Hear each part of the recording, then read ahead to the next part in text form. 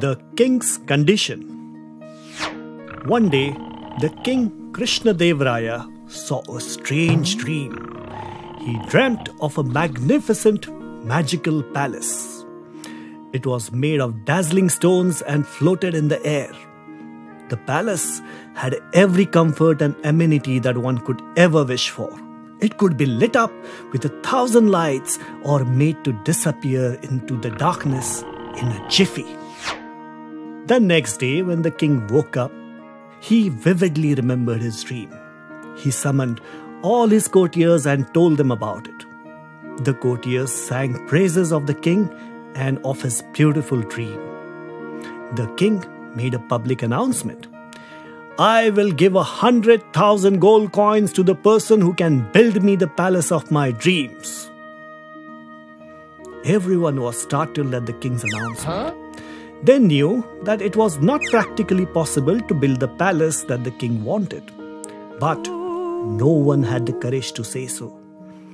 Many of the king's well-wishers told him that such a palace can only exist in one's mind. But he refused to listen and threatened his courtiers with grave consequences if they did not find someone who could make his dream come true. The courtiers got worried and approached Tenali Raman for help.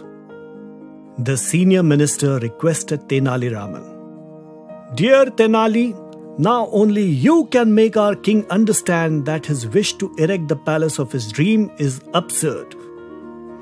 Or else, all of us will get a severe punishment." Tenali Raman assured them that he would try to help them. A few days later, a very old man came to meet the king in his court. He was crying for justice. Krishna-Dev-Raya asked, "What brings you here, my good man?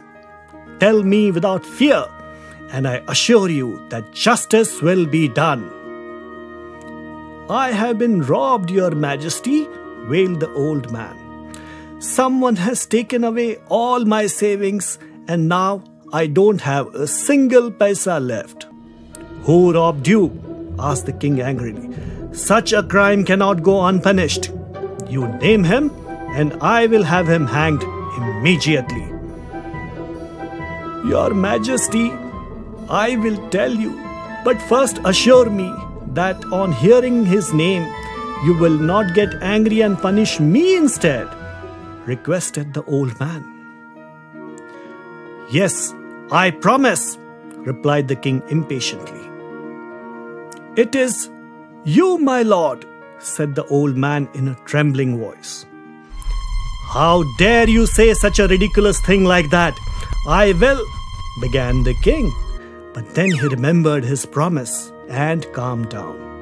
He asked that the old man explained what he actually meant to say.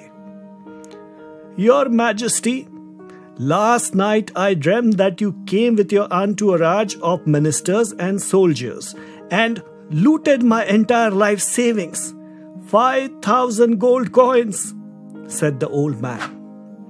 "Are you a fool or completely insane?" roared the king. "How can you treat your dream as a reality? Dreams are not true." "But they are, your Majesty. If your dream of a palace hanging in the air can come true, why can't my dream come true?" retorted the old man.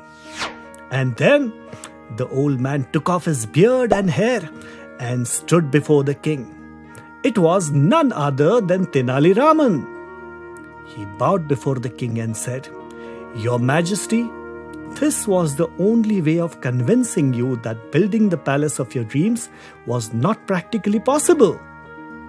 So the moral of the story is, if people talk foolishly, you can use their own logic to show them that they are being illogical.